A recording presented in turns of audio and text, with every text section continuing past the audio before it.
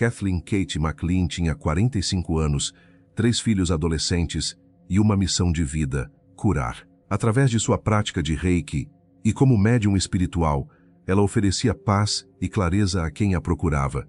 Amigos a descreviam como uma alma livre, de presença calma e coração generoso. Na manhã de 15 de maio de 2020, na pacata cidade de Dover, Massachusetts, ninguém conseguia localizá-la. Um único texto de madrugada, carregado de ódio, fez soar o alarme. O que os investigadores encontraram em seguida, dentro de uma mansão de $2 milhões, seria apenas o começo de uma verdade aterrorizante.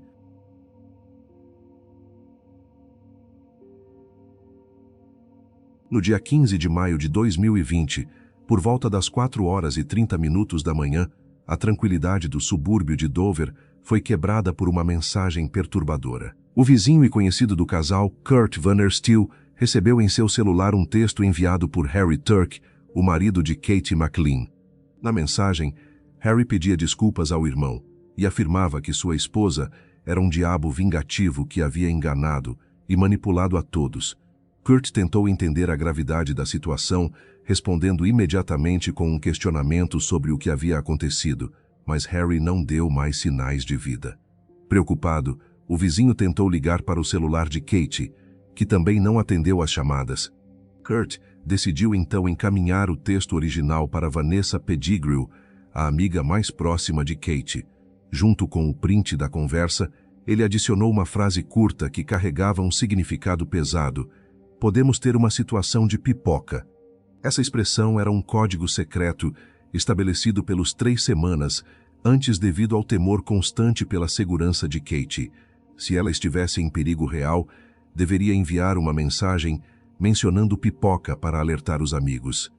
Vanessa, que só viu a comunicação ao acordar por volta das 8h da manhã, tentou contatar a amiga sem sucesso.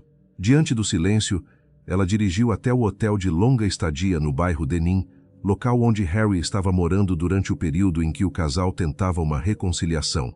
No estacionamento, ela identificou o Mercedes SUV de Harry e o Jeep branco que Kate costumava dirigir, mas ninguém respondeu aos chamados feitos diretamente para o quarto. A busca continuou na mansão da família, localizada na 29 Valley Road, uma residência avaliada em $2 milhões.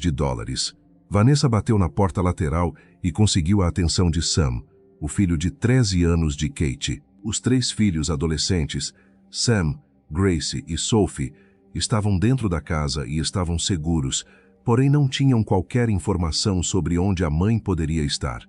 A rotina matinal da casa estava completamente desfeita, o que gerou estranheza imediata nos jovens. Era costume que Harry preparasse o café da manhã para Kate todos os dias, mas naquele momento ele não estava presente e não havia nenhum carro estacionado na garagem. Vanessa entrou em contato com Steve Rowe, ex-marido de Kate e pai das crianças, que se apressou em direção ao local e ligou para o serviço de emergência 911 ainda durante o trajeto. A polícia de Dover chegou à propriedade por volta das 11h da manhã daquela sexta-feira para realizar uma verificação de bem-estar. Ao entrarem na grande propriedade da Valley Road, os oficiais iniciaram uma busca minuciosa e, embora o exterior parecesse calmo, o interior da mansão revelava sinais perturbadores de uma luta violenta. Assim que atravessaram a garagem e entraram no corredor do andar de baixo, os policiais notaram um padrão específico de manchas no chão. Eram pequenos pingos escuros que apareciam em pares, com poucos centímetros de distância entre si, repetindo-se a cada 60 centímetros ao longo do piso. Esse rastro consistente de sangue cruzava toda a cozinha, onde o cenário indicava uma noite de consumo excessivo de álcool, com copos de martini sujos e garrafas de licor semivazias espalhadas pelas bancadas. Seguindo o rastro escuro pelas escadas até o 2º andar, os investigadores chegaram ao quarto principal no fim do corredor. A entrada do cômodo apresentava danos significativos, com o batente da porta lascado e a fechadura completamente destruída, indicando que a porta havia sido arrombada com força bruta. Dentro do quarto, o padrão de sangue continuava até o pé da cama, onde o chão estava coberto por cacos de vidro. 2 copos quebrados foram identificados. Um ainda estava sobre a cômoda e o outro havia rolado para debaixo da mesinha de cabeceira. No colchão, os policiais encontraram uma mancha de sangue que mais tarde os testes forenses confirmariam pertencer a Katie. A roupa de cama estava jogada em um monte desordenado no chão ao lado do móvel. Sobre a mesinha de cabeceira estava a bolsa de Katie, contendo seus pertences pessoais. Para verificar se ela estava por perto, os oficiais discaram para o número dela e o iPhone começou a vibrar dentro da bolsa, revelando uma tela cheia de notificações de chamadas e mensagens de parentes e amigos que já estavam em pânico. Com o andamento das investigações, a polícia obteve mandados para revistar os veículos do casal. O Mercedes de Harry não apresentou evidências úteis, mas o Jeep branco de Katie contava uma história diferente. Havia uma mancha de sangue no volante e vestígios biológicos de Katie foram encontrados em todas as maçanetas, tanto internas quanto externas, além do trinco do porta-malas. No banco do passageiro do Jeep, os peritos localizaram uma garrafa de uísque pela metade e uma pequena faca escondida. Embora a faca não contivesse material genético da vítima, sua presença reforçava que ela esteve no carro após ser ferida no quarto.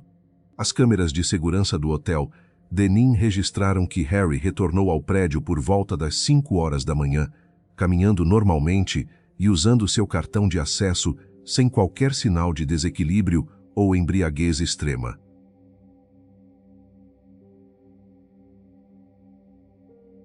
Kate McLean, de 45 anos, era descrita por todos como uma presença calmante e generosa.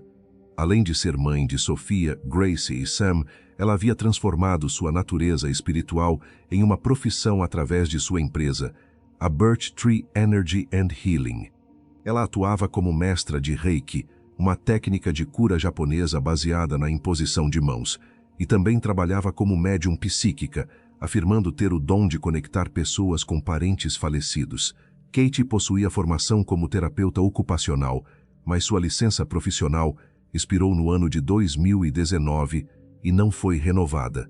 Amigos próximos relataram que essa interrupção na carreira aconteceu devido à pressão exercida por Harry, que desejava que ela parasse de trabalhar.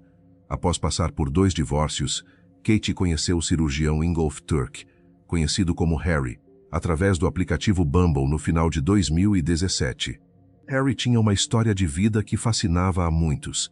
Ele nasceu no leste da Alemanha e imigrou para os Estados Unidos logo após a queda do Muro de Berlim. Harry se orgulhava de um passado como atleta de elite, alegando ter sido reserva da equipe olímpica de decathlon nos Jogos de Moscou de 1980, uma informação que Kate descobriria ser totalmente falsa anos depois. Profissionalmente, ele era um cirurgião respeitado, especialista em cirurgia robótica e chefe de urologia no St. Elizabeth's Medical Center. Sua imagem era tão forte que o hospital o utilizava em campanhas de marketing em outdoors por todo o estado de Massachusetts. Com um porte físico imponente de 1,93 m, Harry parecia oferecer a segurança que Kate buscava. Em março de 2018, apenas 3 meses após o início do namoro, ela e seus 3 filhos se mudaram para a luxuosa mansão de $2 milhões na Valley Road. A união foi selada de forma impulsiva no início de 2020 em uma capela drive-thru em Las Vegas, em uma cerimônia celebrada por um sósia de Elvis Presley. Harry afirmaria mais tarde que o casamento foi uma surpresa e que Kate teria agilizado a documentação por conta própria enquanto ele estava na cidade para uma conferência médica. Quando a polícia entrou no quarto do hotel, encontrou Harry Turk inconsciente, cercado por garrafas de álcool e uma seringa. O corpo do médico estava repleto de ferimentos, incluindo cortes superficiais nas mãos, braços, panturrilhas e coxas, além de pequenas escoriações na testa. Os peritos identificaram algumas dessas marcas como feridas defensivas, sugerindo uma briga recente. A quantidade de álcool no sangue de Harry era tão alta que os médicos registraram a suspeita de uma tentativa deliberada de suicídio por envenenamento alcoólico. No local, os paramédicos administraram Narcan, mas o medicamento não surtiu efeito, indicando que não havia overdose de opioides. Harry foi transferido em estado crítico para o Hospital Norwood, onde ficou sob observação e inconsciente por muitas horas. Enquanto isso, a operação de busca por Kate se intensificava com o uso de cães farejadores e helicópteros. Inicialmente, o sinal do celular de Kate apontou para uma vasta área de mata de 600 acres, o que levou as equipes a procurarem na direção errada durante todo o primeiro dia. Apenas na tarde de 16 de maio, 30 horas após ser hospitalizado, Harry acordou e foi interrogado por detetives. Inicialmente, ele sustentou que não tinha lembranças dos eventos, alegando que apenas se recordava de beber muito e que Kate provavelmente havia desmaiado pelo mesmo motivo. No entanto, após uma pausa estratégica de 45 minutos durante as 3 horas de depoimento, ele começou a confessar. Harry relatou uma discussão violenta motivada por mensagens de celular, admitindo que agarrou Kate pelo pescoço em um momento de fúria e pânico. Ele revelou aos oficiais que o corpo dela estava na água, especificamente em uma lagoa situada perto da residência do casal. A lagoa mencionada ficava a apenas 2 minutos de carro da mansão, em uma propriedade rural na Francis Street, que o casal chegou a pensar em comprar no passado. Ao chegarem à margem, os investigadores encontraram uma regata preta pendurada no galho de uma árvore e notaram que o terreno estava infestado de espinhos, o que explicava os diversos arranhões no corpo de Harry. O cadáver de Kate foi localizado a 4,5 metros de distância da margem, submerso de bruços. Ela estava sem a blusa e Harry havia colocado 2 pedras pesadas, cada uma com cerca de 16 libras, o equivalente a 7 quilos, dentro dos bolsos de sua calça de yoga para garantir que o corpo não flutuasse.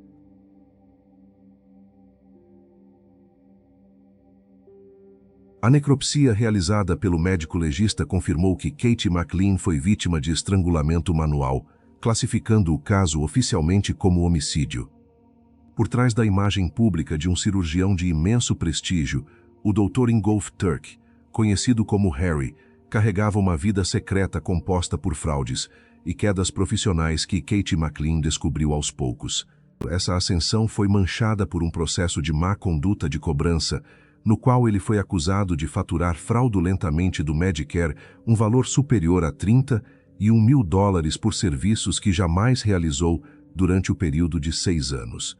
Harry ocultou essa situação de Kate até pouco antes do casamento em Las Vegas, quando foi forçado a encerrar o caso, pagando uma multa de $150 mil, o que resultou na perda imediata de seu emprego no hospital. Humilhado e obrigado a participar de um programa de conformidade profissional para não perder o direito de exercer a medicina, Harry passou a descontar suas frustrações em Kate, pressionando-a para que parasse de trabalhar.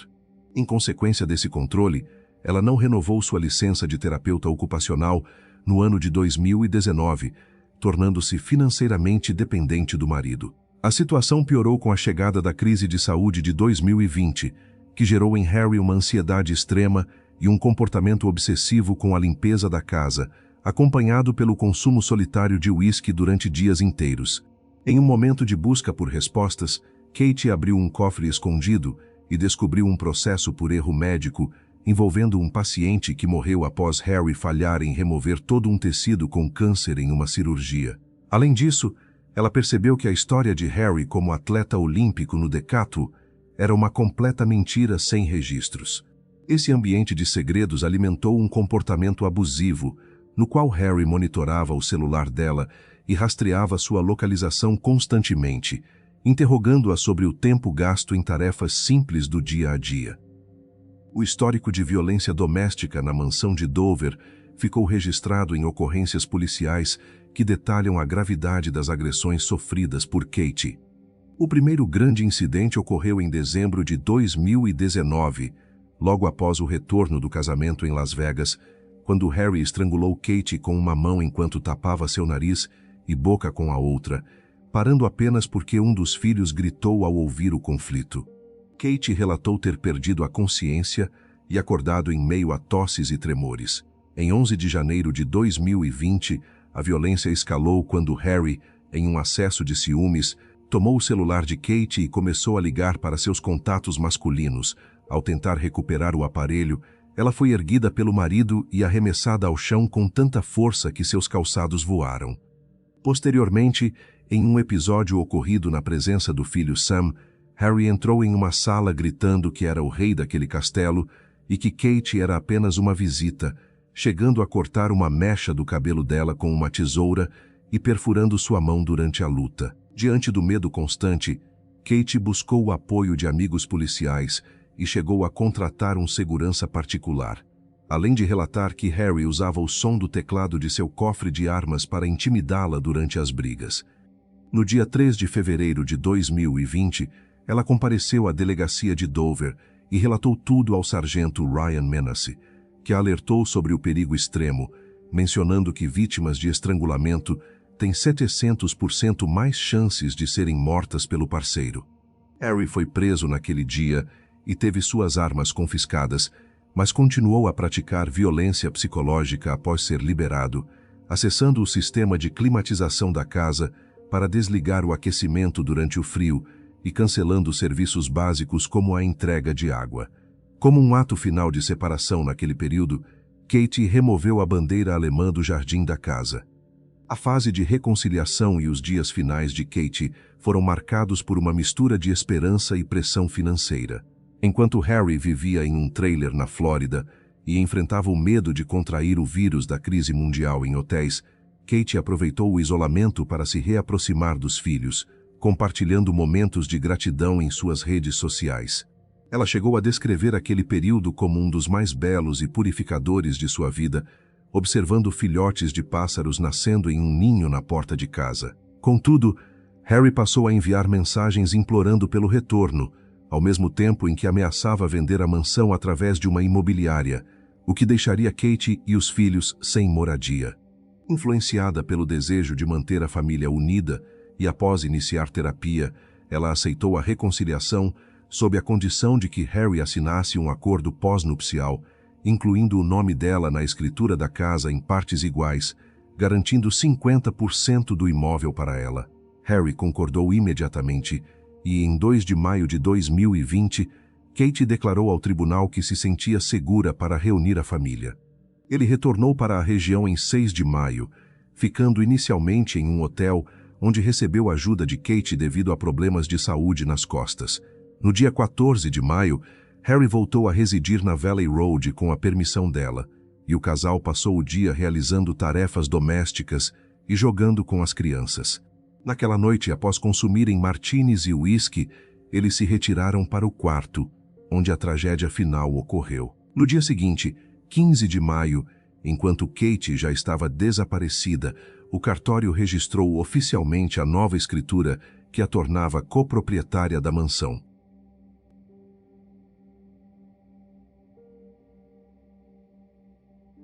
O interrogatório formal de Harry revelou as contradições que selariam seu destino. No dia 16 de maio, 30 horas após ser hospitalizado, ele afirmou aos detetives que não se lembrava de nada do dia anterior devido ao consumo excessivo de álcool. Entretanto, os policiais o confrontaram com as imagens do hotel que mostravam sua entrada às 5 horas da manhã, sem qualquer dificuldade física e com o fato de o Jeep estar estacionado de forma perfeita. Pressionado, Harry mudou sua versão e relatou que a briga começou após Kate ler mensagens de uma amiga chamada Kate Kelly no celular dele.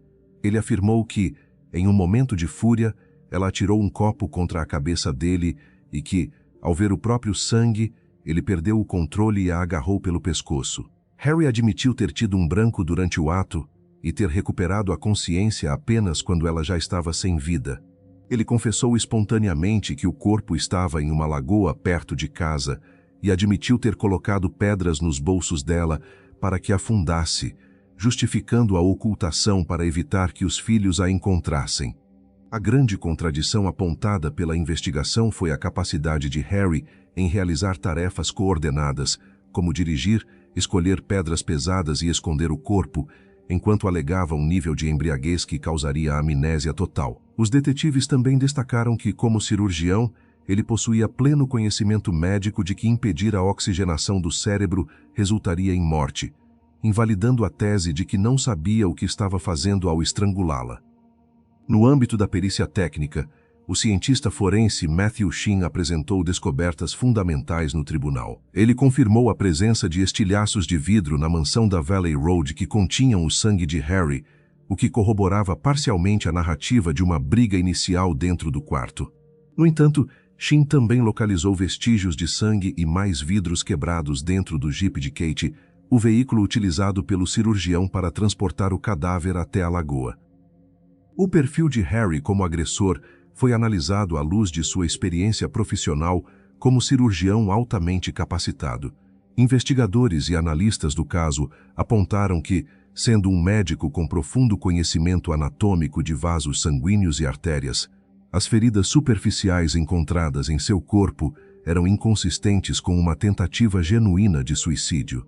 Os cortes nas mãos, braços e pernas de Harry foram classificados como feridas defensivas típicas de quem enfrentou resistência da vítima, enquanto os arranhões no restante do corpo coincidiam com o trajeto feito pela mata espinhosa ao redor da lagoa na Francis Street. A investigação também sofreu pressões externas devido à conexão com o escândalo do caso Karen Reed. Os investigadores Michael Proctor e o sargento Yuri Buchanan, que trabalharam na morte de Kate, foram alvo de moções da defesa após a descoberta de conduta antiética em outro processo, levantando questionamentos sobre a integridade da coleta de provas. Enquanto a justiça seguia seu curso, a família de Kate enfrentava o luto de forma privada. O funeral foi restrito aos familiares próximos devido às normas vigentes da crise de saúde daquela época. No obituário publicado, a família escolheu uma frase de Joseph Campbell sobre encontrar a alegria interior para queimar a dor, refletindo a natureza espiritual da vítima. Para garantir o futuro dos 3 filhos adolescentes, Sophia, Grace e Sam, um fundo de apoio financeiro foi estabelecido pela comunidade. O chefe de polícia de Dover, Peter McGowan, manifestou-se publicamente reforçando que Kate havia feito tudo o que o sistema exigia ao buscar proteção legal, mas acabou sendo manipulada uma última vez por um especialista em capitalizar vulnerabilidades alheias. O crime chocou o estado de Massachusetts, sendo o primeiro homicídio registrado em Dover em 25 anos, ocorrendo em um contexto de aumento de violência doméstica durante o período de isolamento social.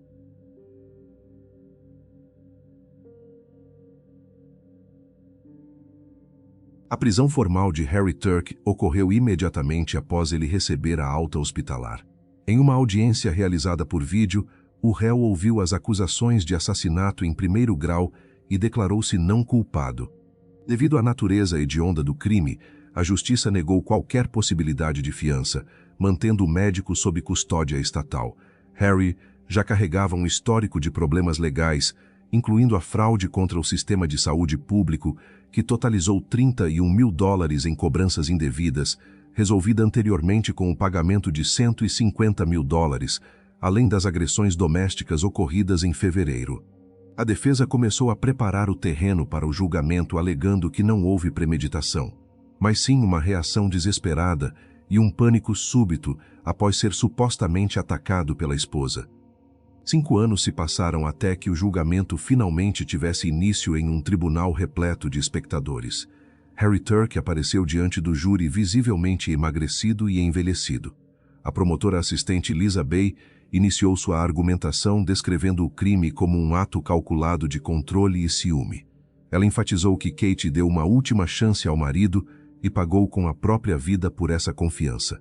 Por outro lado, o advogado Kevin Ridington admitiu a autoria da morte, mas lutou para desqualificar o assassinato, classificando-o como homicídio voluntário sob estresse emocional extremo. Ele retratou Harry como um homem desesperado que agiu sob o efeito de álcool e raiva mútua. Durante o julgamento, Vanessa Pettigrew testemunhou sobre a personalidade de Kate, mas foi confrontada pela defesa com mensagens de texto sobre a ausência de um acordo pré-nupcial. A defesa sugeriu que Kate estava interessada na segurança financeira proporcionada pela mansão de $2 milhões e mencionou conversas sobre um dentista que ela teria conhecido durante o tempo de separação. Outro testemunho polêmico foi o de Kurt Vandersteel.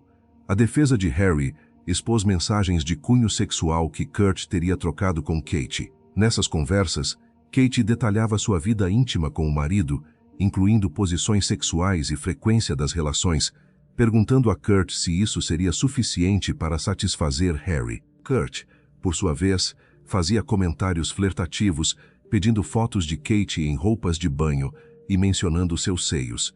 O fato de Kurt ter apagado grande parte dessas mensagens antes de entregar o telefone à polícia foi utilizado pela defesa para pintar Kate como alguém infiel e Kurt como um falso amigo que tentava se envolver com a esposa de Harry pelas costas.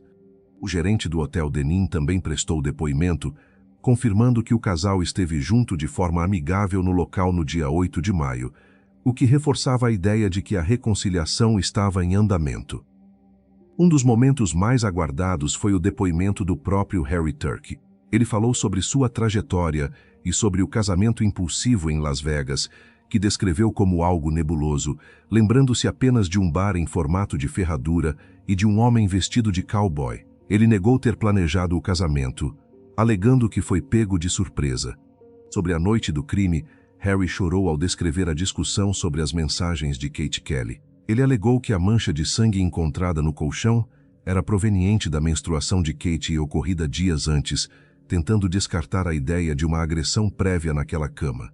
Segundo Harry, após Kate atingir sua cabeça com um copo, ele sentiu que tudo estava desmoronando, incluindo sua segurança e seu patrimônio, o que o levou a agarrá-la pelo pescoço. Ele afirmou ter sofrido um apagão e, ao recobrar os sentidos, encontrou Kate morta, decidindo então esconder o corpo para poupar os filhos do trauma. No interrogatório feito pela promotoria, Lisa Bay foi implacável ao apontar a calma calculada de Harry após o estrangulamento. Ela questionou como um cirurgião experiente não chamou o socorro médico e, em vez disso, dedicou-se a colocar pedras de 7 quilogramas nos bolsos da esposa para afundá-la em uma lagoa. Bay argumentou que ele a descartou como se fosse lixo, agindo com frieza metodológica ao enviar textos falsos para o vizinho horas depois. Ela lembrou ao júri que Harry tinha um histórico de estrangulamento contra Kate e que sua profissão lhe dava o conhecimento exato de que comprimir a garganta de alguém levaria à morte por falta de oxigenação no cérebro. Após 2 dias de deliberação, o júri proferiu o veredito de homicídio voluntário. Os jurados aceitaram a tese de estresse emocional extremo, o que evitou a prisão perpétua automática, associada ao assassinato em primeiro grau. O advogado de Harry celebrou a decisão, enquanto a família de Kate sentiu que a justiça falhou. No dia 16 de maio de 2025, o juiz Mark Halal anunciou a sentença de 12 a 16 anos de prisão. Como Harry já havia cumprido 5 anos, ele poderá pleitear a liberdade condicional em aproximadamente 3 anos e meio. No encerramento, o juiz descreveu a brutalidade de Kate enfrentando seus últimos momentos nas mãos do marido. As filhas e irmãs de Kate prestaram depoimentos emocionantes sobre a escuridão que tomou conta de suas vidas. Harry terminou o processo pedindo que Kate o perdoasse no além, expressando o desejo de que seus filhos um dia pudessem aceitar suas desculpas.